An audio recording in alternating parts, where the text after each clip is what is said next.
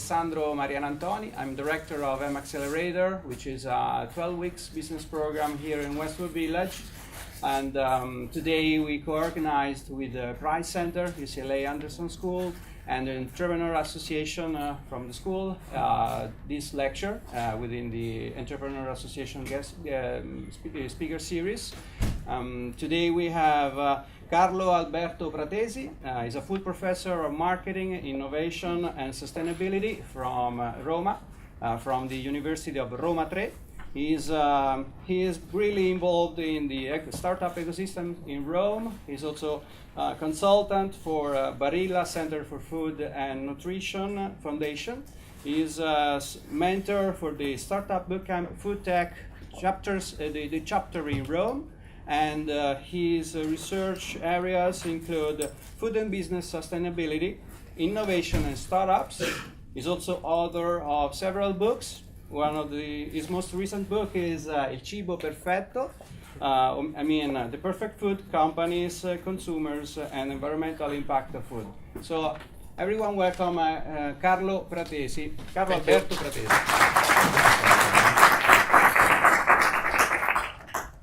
Thank you very much. Thank you for the presentation.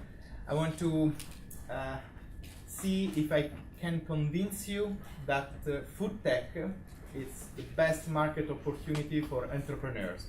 I don't know if among you there are already some entrepreneurs, some startuppers, but I'm sure that I have some good data and good information that can, in a way, push you toward this interesting business area. It's an interesting business area, first of all, because there are money.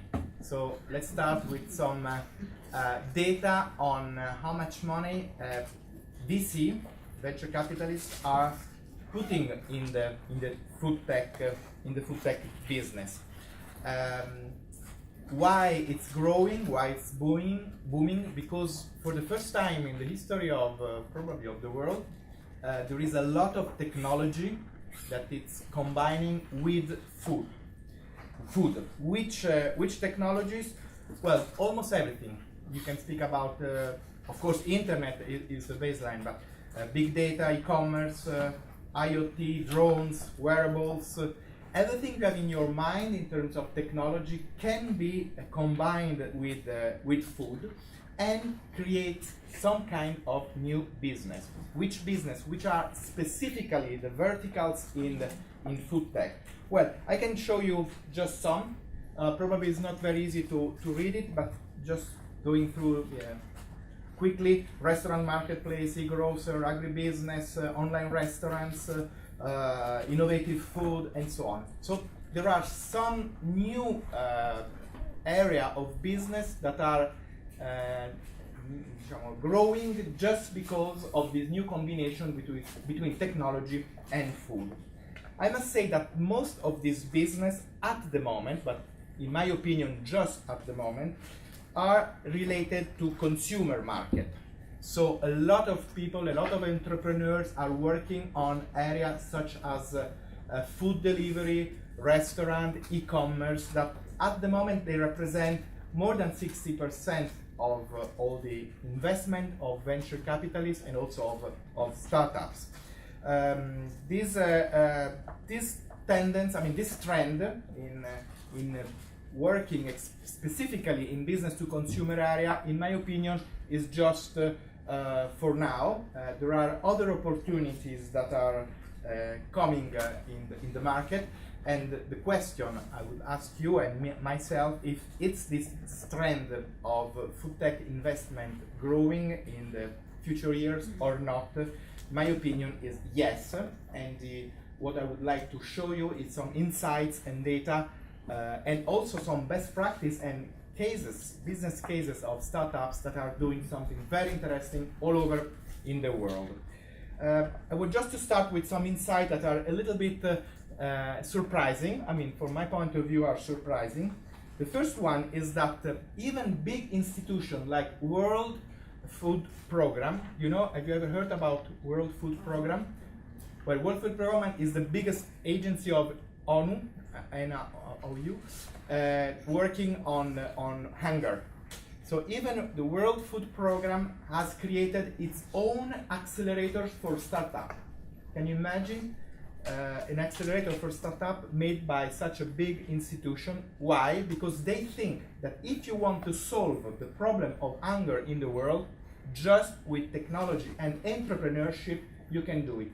The way we did cooperation in the last decades haven't given good results. So startup ecosystem could help even in solving problems as hunger in the world. But even more surprising from my point of view, I'm Roman, you have already seen a dish of spaghetti in the beginning. Now you see something that also very typically for us, Vatican. Can you imagine Vatican has created last summer, few months ago, an accelerator for startups in Vatican City. And also surprisingly, the money, the funds for this accelerator comes from US business angels. Probably angels and Vatican can be a good mix. in this case, it's working. They made a call for startups, and now they're accelerating 10 startups. Some of these startups that are related to food, I will show you later. The idea of Pope Francis is that sustainability is at the moment the first priority for the world, environmental sustainability, but not only environmental, also social sustainability, and food is the priority of the priority, because food is very strictly related with social issues, with health issues, and with environmental issues, as we are going to see soon. So, big institutions are pushing to put together entrepreneurship, startup technology, and food. And so some startuppers, some entrepreneurs are taking this chance, and these data are connected to an important acceleration program that is called Startup Bootcamp. Have you ever heard about Startup Bootcamp? Startup Bootcamp is the second biggest acceleration program after Techstars. It was started in Europe and now is all over the world in 17 different countries. The specific characteristic of Startup Bootcamp is that every acceleration program is vertical on a specific business area. So in Rome, it was 1 year ago, it was started the Startup Bootcamp FoodTech, and these are the data around the application that arrived to Startup Bootcamp FoodTech in 2017. This summer, and more than 750 from 70 countries. It's also interesting to see that Italy is the first, but probably because it's based in Rome, but also because Italians are quite interested in food since ever, as it's always. And US, second country, and third, India with a lot of application of startups and so on. But even in this example, that these data are just a few weeks old, the area of business to consumer is preponderant. Retail, delivery, so restaurant technology, home retail, and so on represent already 40% of the, let's say, the concept of the ideas that have been presented to the acceleration program. Probably this is the fact that entrepreneurs are not really aware that the business opportunity are elsewhere. No, but there are big opportunities in retail and consumer, of course, but the big boom will be in another area, the sustainability area, and I want to tell you that probably in the sustainability area there are at least 3 business that are interesting for tech startups. First, individuals, means people are more and more interested in wellness and health. Wellness and health can be a market opportunity for tech entrepreneur. Secondly, humanity, as already said, speaking about Pope Francis and World Food Program, that hunger is still a big issue and it can be solved probably with innovation and technology. more than what in the way it has been done until now. And third, and for my point of view, most important, is environment. I said planet, but the key word for environment is climate change. I know that not everybody in the US is consider climate change a priority, but generally speaking, in the world, climate change is considered a big priority. So let's start with the first area, let's say sub-area of the sustainability food tech business. The first area is wellness, I said, health. What is going on in health? Well, we always have been told since we were a child that what you eat is important for your health, that you are what you eat, and so on. But nowadays there are more and more research that demonstrate that if you eat well, you live longer, and most of the illness that typically you can get are the risk is absolutely reduced. The problem at the moment that eating well is not, generally speaking, just one. There is not one solution. There are people that are thinking that eat well means eat a lot of vegetables or only vegetables. Vegetarians are growing, and more people switch their diet to a diet without meat, because there are some research that demonstrate that eating less meat is better. But I must also say that it's a bit controversial, because especially in the US there are others that are doing exactly the opposite. Say, no, if you eat only vegetables, pasta and so on, it's bad. You have to eat meat because human beings are born eating meat, and meat is good. I must say that I'm teaching marketing, so I know this kind of dynamics. There are also some lobbies, because when you start saying do not eat meat, there are big side of the economy that it's decreasing. In Italy at the moment we are selling less and less meat in supermarkets. But in another way, there are, in fact, also some research that say that eating meat can be good for your health, better than without any kind of meat. Some are a bit confused among those two extreme areas, and they choose something that is just in the middle. Do you know flexitarian diet? You can Google it, and it's growing a lot. Flexitarian means, okay, I eat meat but less than before. So it's something that just, just in the middle, and it was probably is also the best things. I mean, not avoid completely one kind of food, but reduce exactly mix. But in some countries, and I think US is one. In fact, we eat a lot of meat, and flexitarian can be a choice. There are also those who say do not eat pasta, do not eat bread because gluten is bad. And so there is the gluten-free food that is also a big trend.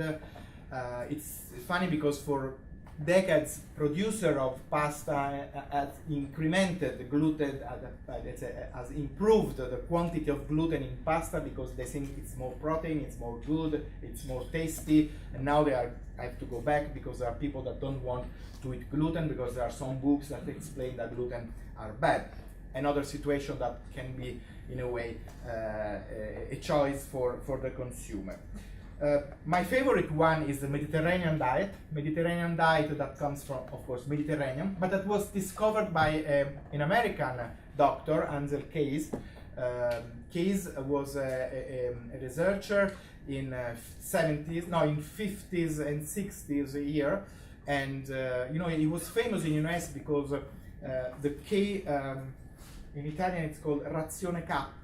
It's the K meal, probably. It was the food that soldiers had to eat when they were on the battlefield. So very important American nutritionist. He says, I've seen all over the world how long people live, and I must say that some area of Italy and Mediterranean people are healthier than any other part of the world. What are they eating? They are eating Mediterranean diet. So a lot of fruit and vegetables, bread, pasta, and very little fat and very little sugar, because at the end sugar should be in the top of the pyramid, and also along with meat you have to eat, of course, because Mediterranean diet don't ask you to eliminate any kind of food, but just to eat food in a correct quantity. So eat everyone you like, but remember, If you eat a lot of carrots, it's good. If you eat a lot of candies, it's bad. Well, of course, most of the diets are driven by the necessity of losing weight. This is a big problem all over the world. As you can see, these are many countries. This is the average weight of adults between 15 and 74 years. As you see, United States is growing a lot. Mexico still, Canada, Italy, unfortunately also, they are losing a Mediterranean diet. They are more eating in, let's say, more northern diet, and so they are most of them are overweight compared to the past. I can see here just a past of 3 countries are getting better: England, Spain. I don't know if there are some Spanish in the class now. Spanish. Okay. Why you are losing weight? I don't know. Korea is losing weight, but maybe I know why. Korea, maybe for other reasons. Okay.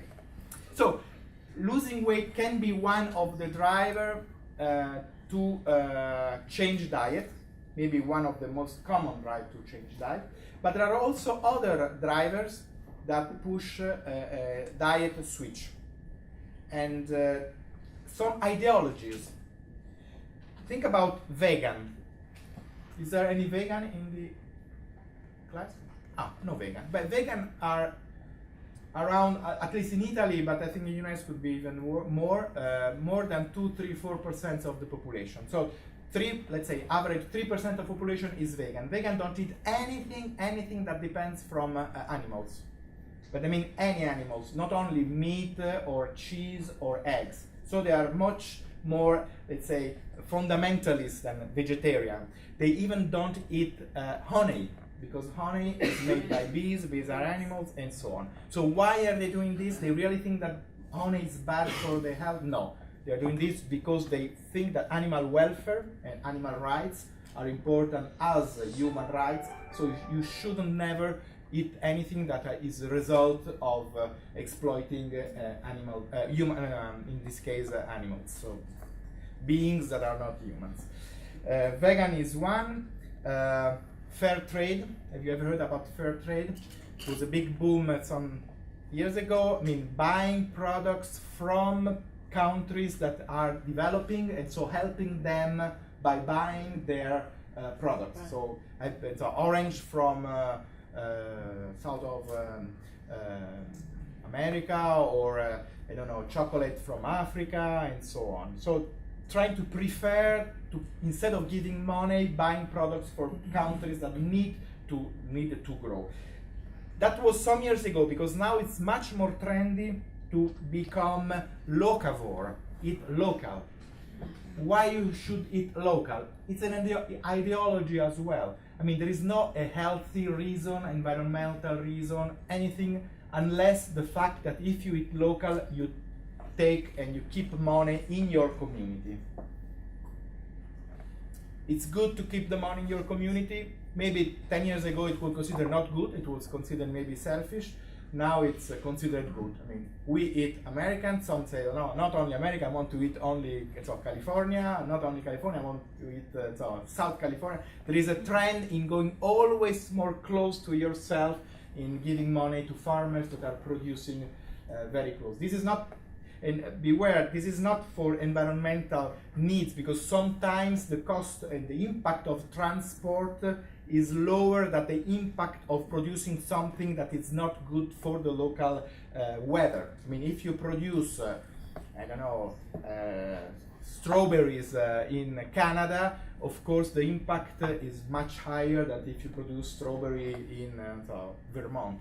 And the fact that the Canadian buy local strawberry is not for, because I mean the fact that it doesn't use transportation, it's not enough to compensate the fact that they are growing a plant in a completely wrong site. So local is for local economy. And then of course there are also religion way as a driver of diet, like kosher, like halal, and so on. So if you look at the health side of sustainability, we can find some startups that are successful and they are trying to give results to this kind of need. I want just to show you some. This is a startup that has been accelerated by Startup Bootcamp, and the name is Aquaponics. They are working on aquaponics. You know what aquaponics is? Growing plants essentially without, just with water. So without having, even not a garden. I mean, you can do it in your kitchen. If you think this is the ultimate version of local food. I mean, I have food not only of my town or my building, but of my kitchen. So I control everything. The market is growing. So if you are thinking to something that helps people to produce food in their own apartment, it's something that now is considered very, very, very interesting by investors. But you know, this is for locavores. For those who are interested in animal welfare, well, this is an interesting startup that is using face recognition software to help farmers in recognizing every single component of their, let's say, group of pigs, and why it's important to recognize every single component of the local pig, of your livestock, because of the antibiotics. You know that in Europe at least, but now also in US, there is a big request of having meat without antibiotics inside. But if you have a big farm with a lot of animals, it's very difficult to give medicine just to one single animal who's suffering from some kind of illness. So the method that has been used until now is to spread medicine to everybody. It's like if there is just one in this class who's sick and they give antibiotics to everybody because they don't know who's the one who's sick. With this kind of startup, they say they can solve the problem because you can exactly detect who's the one who's sick. And going to in this area of wellness, this probably is the cutting edge of research and technology. This is a startup. It's an academic spin-off who is studying how RNA can change your DNA. Well, they are demonstrating that the fact that you eat something, for instance vegetables, can change your DNA. So it's absolutely true that you are what you eat, because if you eat some kind of plants, not only you stay better, but your DNA is changing forever.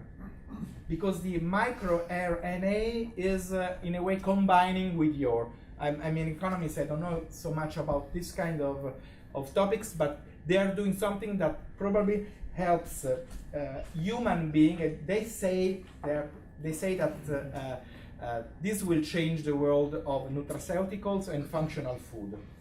One of the starting point of this research is on bees. As you know, the bee can become workers or queen, depending from what they eat. I mean, the evolution, the body of the animal is changing in terms of what they eat. And this is exactly what could happen even with human being. I'm not saying that you can become a queen or a king changing your diet, but certainly if you change diet, your body change.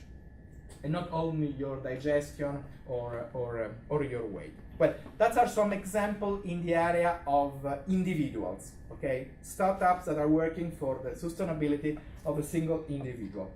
Let's go to hunger, so the humanity, so looking much in a broader area. Well, I just said before that we, even if you have been spending a lot of money to fight hunger, still now more than 800 million people are hungry, so they don't have food enough. The reason for this are several. I'm not, of course, now speaking about that, but one of the some scholars are worried by the fact that with the growth of the population in the next year, probably we could experience a lack of proteins. Not a lack of food in general speaking, because food there's enough food for everybody, but some kind of food with proteins could be too little for all the number of people, especially in some countries. Some startups are working in finding a new fund of new source of proteins. For instance, from jellyfish. They say that eating jellyfish is nice. I don't know, I've never tried, but they say there are a lot of jellyfish. So if you fish jellyfish, you don't give a bad impact in the oceans, because there are a lot. And they also say that probably jellyfish is good in terms of cancer prevention. I don't know if this is true, but they are studying and they have some evidence that this is true. So probably this is an Italian researcher, and that's why the article is written in Italian. But not only jellyfish, there are other other projects. This is a startup from Uganda. In Uganda, they want to make spaghetti and pasta with bananas, because they say we have a lot of bananas, and if we put bananas in the spaghetti is much more nutrient than a simple spaghetti. It can be just one single product for all your supper or dinner or lunch. And this startup has a lot of data, and that's been selected by Startup Bootcamp and Accelerated. Not only vegetables, in this case there is a big trend on edible insects. I know that this is a little more known. I've been mentoring startups from Davis University who's working on crickets, creating snacks with crickets. The fact is that insect can be one of the solution, but creating food with crickets needs some technology, and not only from the production point of view, but also to explain people that are not used to buy insects and to eat insects. That is it's very good, it's safe, and it could be a good source of proteins.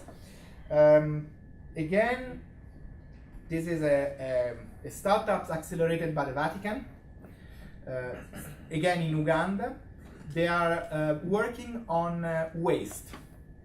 And they say we can use waste to produce energy, waste from agriculture, waste to produce energy stored in rechargeable wireless batteries, to replace kerosene used in household. Can you imagine how bad it is for health and for environment? Every day use kerosene for cooking. They want to change using this kind of technology. The waste, it's another big source of opportunity for startups, because probably you already know, but we have some data from FAO, FAO. Waste in food, it's a very big issue. Between 30 and 40% of every single food produced in the world is wasted. Where it's wasted, you can see here from this graph, is wasted a lot in the upstream in the food chain on agriculture. So you lose food because you don't use it even if it's grown in your field, maybe because it's bad shape for your market, or because you have not the technology to collect it. But another side, unfortunately, is also in households. So if you see Europe, if you see North America, the most of food waste is in household. And it's very bad, because wasting food is not only bad from the economical point of view, but also because producing food, as we will see soon, has a big environmental impact. And if you produce food that goes directly in the garbage, you just have cost, environmental, economic, and social cost, and with no benefits. So trying to reduce waste, it's something that has to be done, and it's certainly a priority. Another startup from the Vatican Accelerator, they are using technology on field in developing countries to do what is called precision agriculture. The idea is that you cannot leave farmers alone in deciding what to do in terms of fertilizing, in terms of pesticides, in terms of when harvesting. We used to think that it's something that the farmers know by himself just because he is expert, but it's not no more the situation. Now you have to do it in a correct way, and the only way to do it in a correct way is having data. Data from sensors, for know exactly weather forecast, data from satellite, data that arrives with a decision support system directly on the smartphone of the farmer. Smallholders are poor, probably they don't have a lot of knowledge on farming, but they have a smartphone.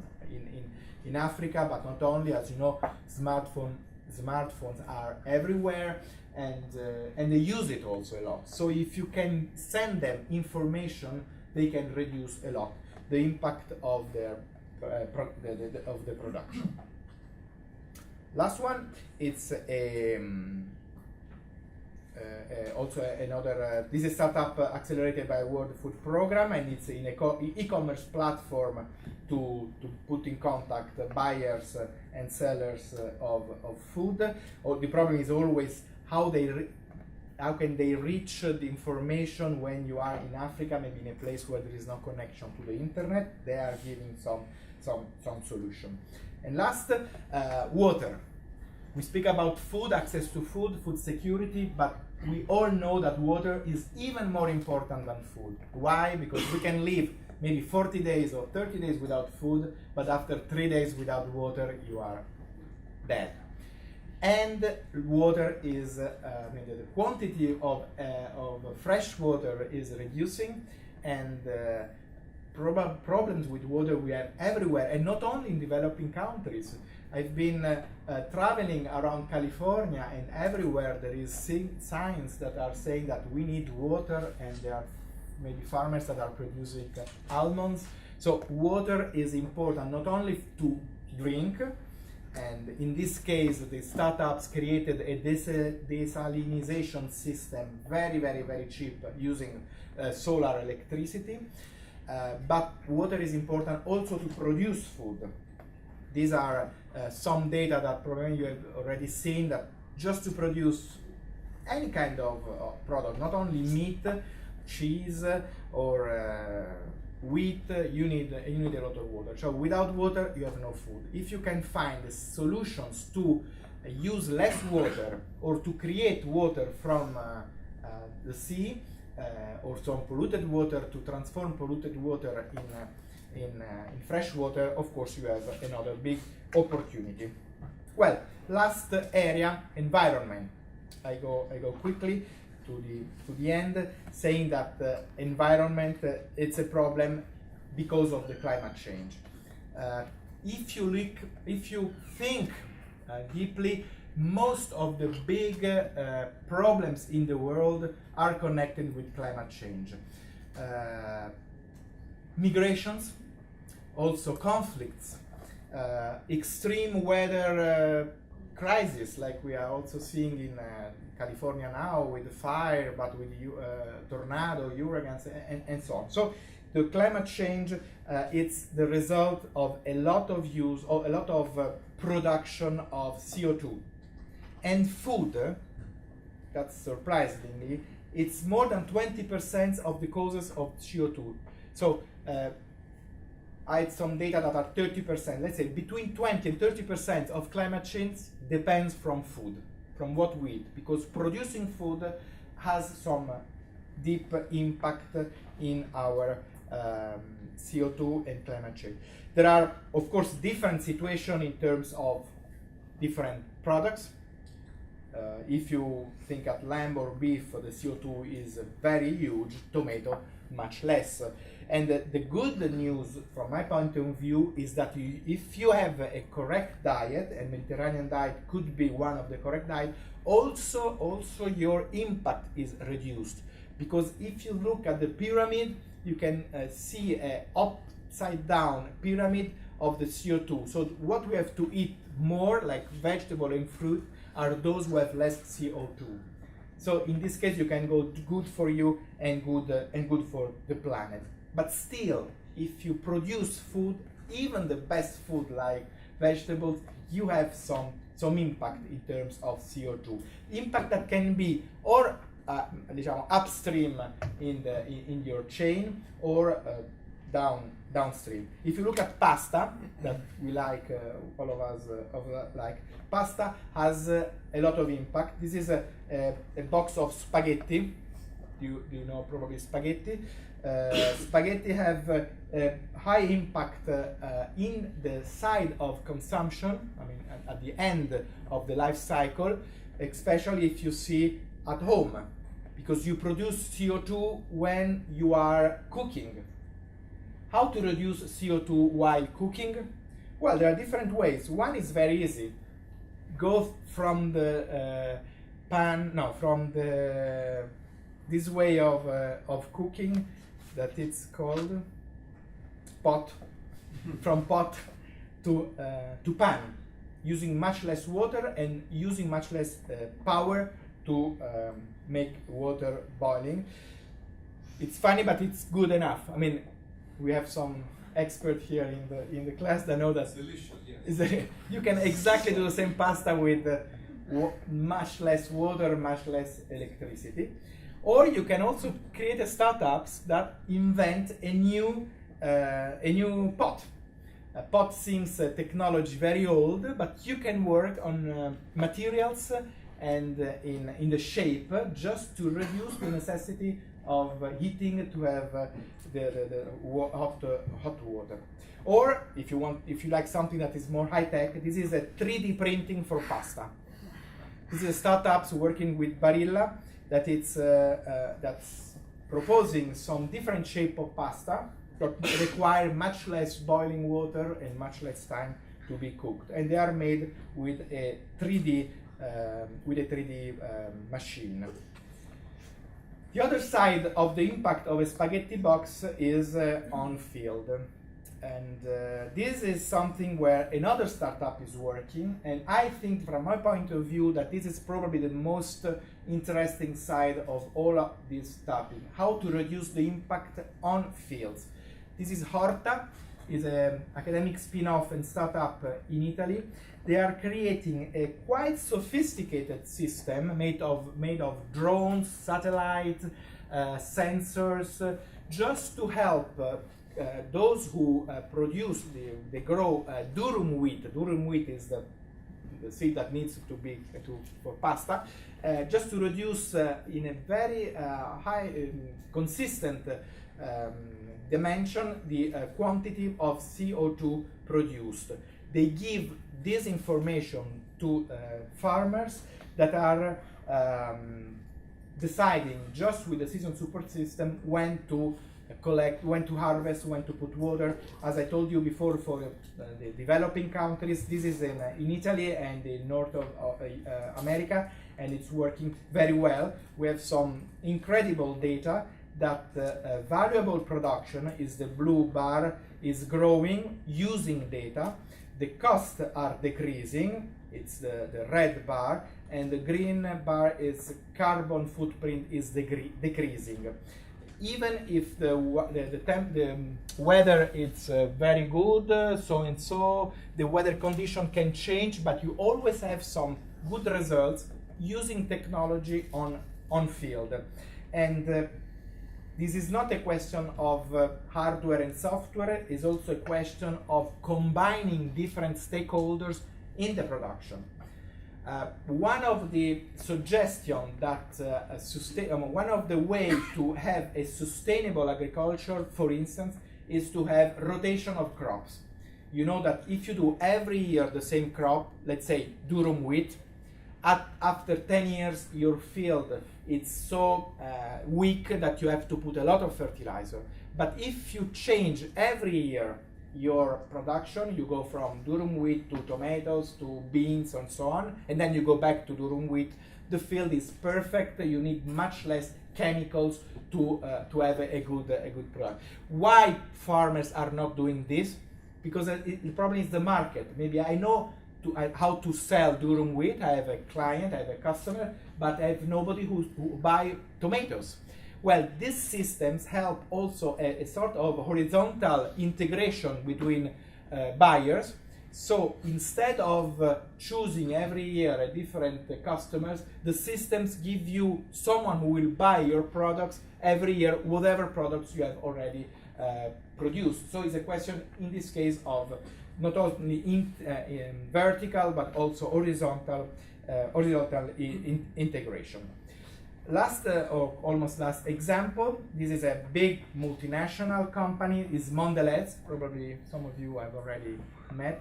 They want to have sustainable agriculture as well, and not only working like Barilla on giving data to farmers, but they also are asking farmers to keep 3% of the field only for wildflowers. Why wildflowers on field? Because with wildflowers we have insects and bees, and 70% of what we eat depends from bees and impollination. But if you have no flowers, there is no pollination, there are no possibility for biodiversity. So they are asking this kind of rule in producing food. Why this could be interesting for startups? Because there are startups that now are selling wild seed, or seed of wildflowers that were not in the market, because nobody until now had the need to plant wildflowers. Now big corporations are asking this, so there are companies. I'm mentoring a company in a small startup in Italy, accelerated by Worldwide Fund, WWF, Worldwide Fund, just to know exactly what to put on field and have flowers. Having biodiversity as a partner in your business is another case of bats. You can reduce chemicals and pesticides in the production of rice if you increase bats. This startup is creating bats, not creating bats, but helping farmers to have a lot of bats in their fields. And how? Well, there is even in this case a software that monitors the bats, and there are some boxes where bats can make their nest. Crazy innovation. This is a startup who wants to substitute palm oil from palm oil with oil created with insects. Of course, they are Indonesian. As you know, Indonesia and Malaysia are the biggest producer of palm oil in the world, but palm oil has a big environmental impact because okay, they are destroying the forest to just create larger farm from palm oil. They say you don't have to use palm oil, you can use insect, and they are growing these incredible insects. I tasted this oil, it's not bad. Well, I still prefer olive oil, but it's edible and you can put. You think that is a weird business, that is maybe too crazy?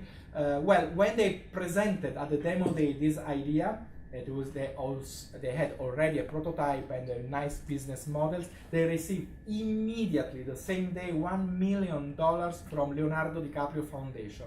So Leonardo DiCaprio Foundation is putting money on this kind of startup. And this, I think, is something that, in a way, close the list of the example and try to demonstrate, I hope, that there are a lot of ideas that can be put on field to create a more sustainable food chain. I know that some of you, probably as future entrepreneur or already entrepreneur, are thinking about app, because app are a big trend all over the world. We are suggesting you to think at appetite, because the world has a big appetite for food tech entrepreneur, and I hope that some of you maybe will switch on this area. Thank you.